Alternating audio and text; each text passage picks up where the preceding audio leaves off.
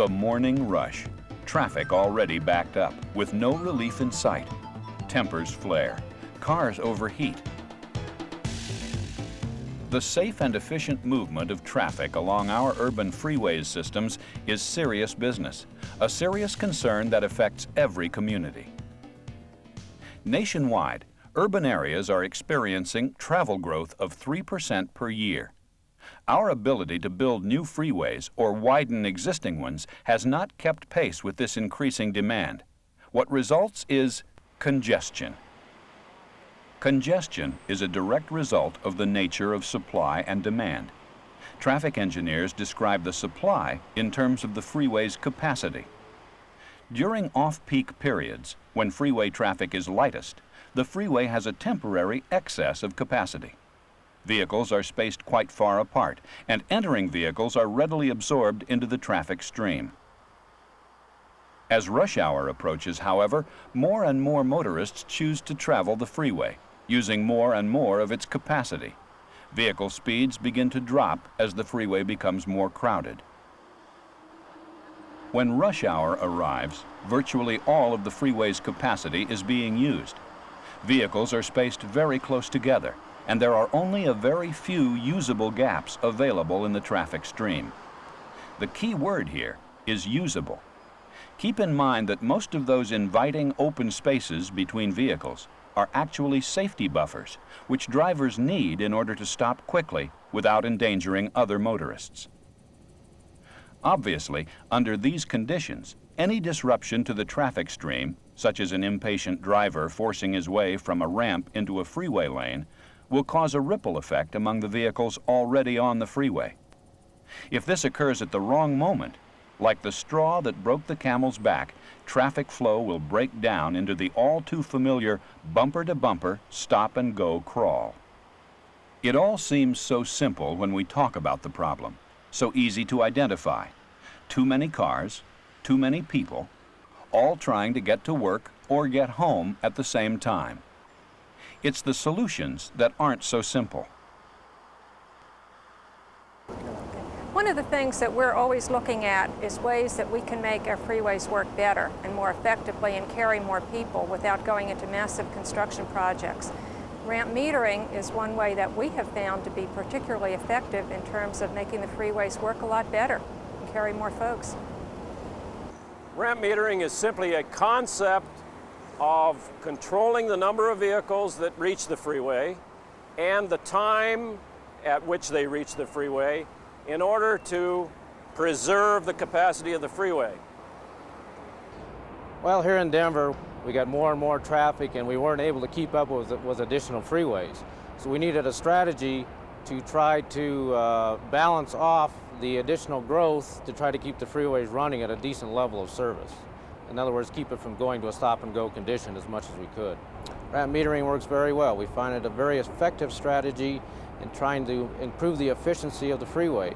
In Denver, we're seeing an increase in capacity on the freeway of approximately 10 to 15% over the pre-metered condition. So we're actually getting more cars through at a faster rate and in a safer condition.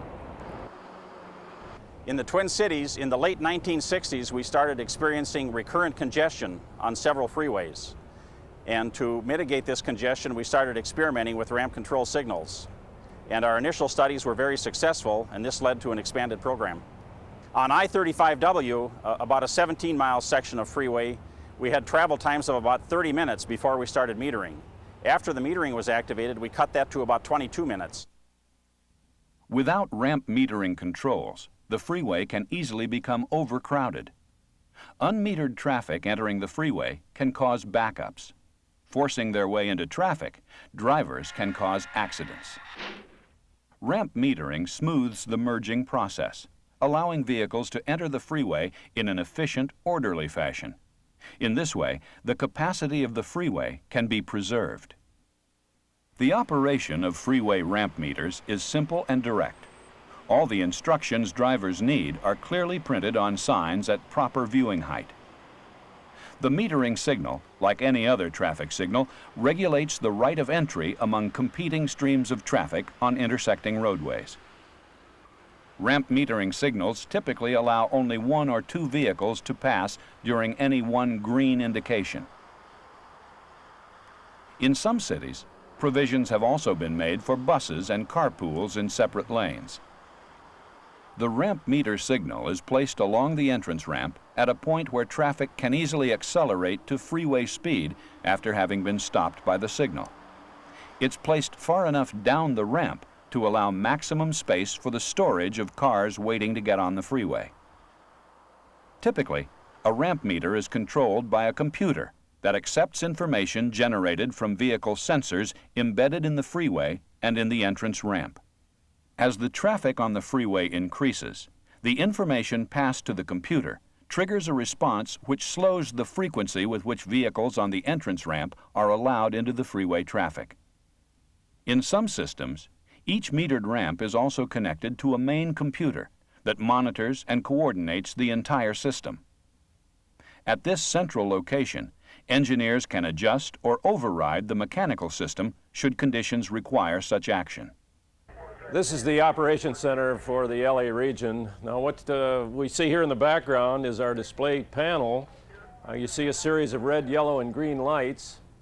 The data is coming in from the field. The sensors in the pavement are recording that data. It's transmitted in here, and we do 2 things with that data. One, we drive this board, and with that series of red, yellow, and green lights, we show the congestion conditions on the freeway. The second thing that system is doing is continually comparing the data from one set of sensors with the data from the downstream set of sensors. And if there is a great difference in that traffic volume, then our program recognizes that and the red light at that location flashes. We can also take over the ramp metering rates from this room. We can do that on a regular basis if we want to, or we can do that to meet the needs of an incident.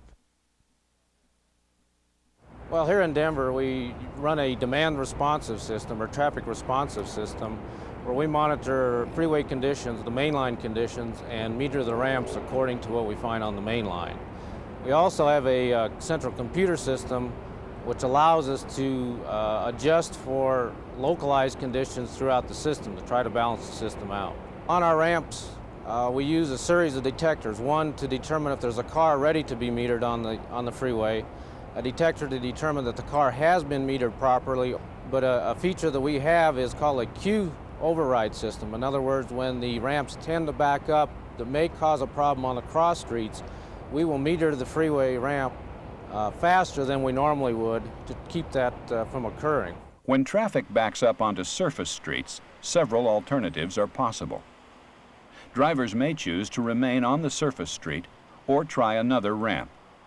Experience, however, shows that many drivers simply change the time of their travel to avoid ramp delays. In many cities, ramp metering has improved freeway travel so much that there has been a noticeable reduction in traffic on parallel surface streets as motorists move to the freeway instead. Another alternative is the system used in Denver and other cities where there are no parallel surface streets. The metered rate can be adjusted as the system senses an access backup, changes the timing cycle on the signals, and allows more rapid access to the freeway. While this may allow the freeway to become congested, the duration of freeway congestion will still be shorter than it was without the meter. When morning and evening peak traffic periods put thousands of people on the freeway system, all eager to reach their destination quickly and without inconvenience, the need for safety is paramount. Our evaluation studies have shown that ramp metering is very effective in terms of improving freeway safety.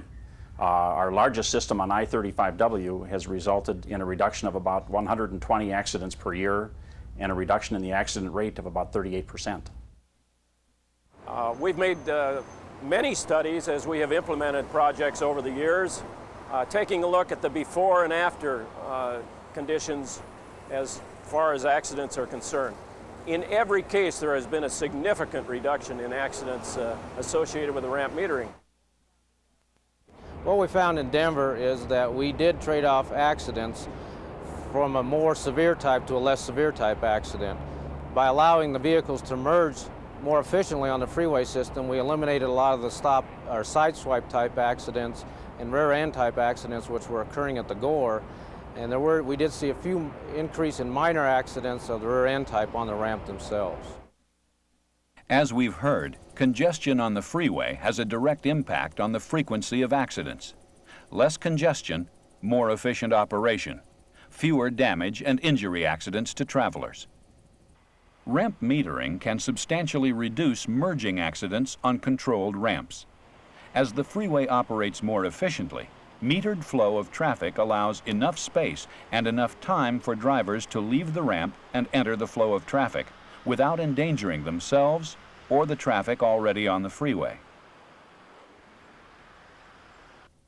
When a system of ramp meters is announced in a community, it may not be long before the voices of the local residents can be raised to a shout. Not everyone understands that ramp metering provides a safer, more efficient use of our freeway system. Many are concerned that ramp metering won't be equitable, won't be fair. Well, I think any type of improvements that you get into, you have to look at the idea of what's fair and who gains and who loses. But I think part of the answer to that is that you have to explain to people that overall, although they might have to stop for maybe a minute or so and wait before they actually get on the freeway, that once they do get on the freeway, they're going to be able to move a little faster and they're going to pick up that time plus gain some. Although drivers who begin their journey out beyond the installed ramp meters have unrestricted access to the freeway, careful monitoring of traffic flow and analysis of freeway capacity can ensure equitable access for all travelers. One of the first things we recognized in Los Angeles was the need to inform the public of this new device, this new control on their method of travel and when and where they wanted to travel. So we put in place a public information approach, informing the public at large, the motorist out there, informing the elected official, informing the traffic engineering profession at large, explaining to them what it was we were trying to do. It wasn't simply that we wanted to control their lives. There was a reason for this control, and that was to try to maintain some efficiency on the freeway and to bring that about. In the Twin Cities area, our public information efforts helped prevent a lot of negative reaction by the motorists. We had a few complaints when ramp meters would get stuck red, but overall we had a very favorable response. I think the most important thing in developing a public awareness campaign for ramp metering is to make sure that the public is brought on board throughout the entire process, as well as the local elected and staff officials. If they are brought in at the very end, there may be considerably more resistance than if they're brought in through the entire process, so that they're aware of the goals that ramp metering is trying to achieve. Because the Los Angeles County Transportation Commission is a public body, any decision that is made is done through the public process. There are a number of public meetings that take place, and anyone that has a concern about a project has an opportunity to come in to express their concerns. We also try to be very tuned into and responsive to communications that we get, phone calls, letters from people that might have concerns, and either to go out and try to explain the situation, why we're doing something a certain way, or to figure out what their problem is and how we can perhaps take care of a solution while we're taking care of everybody else. The installation of ramp metering devices in an existing freeway system and the inclusion of ramp metering in the design of a new freeway can provide significant benefits for the community and its people. As we have said, ramp metering smooths the process of traffic merging from ramps, reducing delays and stoppages at ramp ends, reducing accidents significantly. And because a ramp metering system can adjust to changes in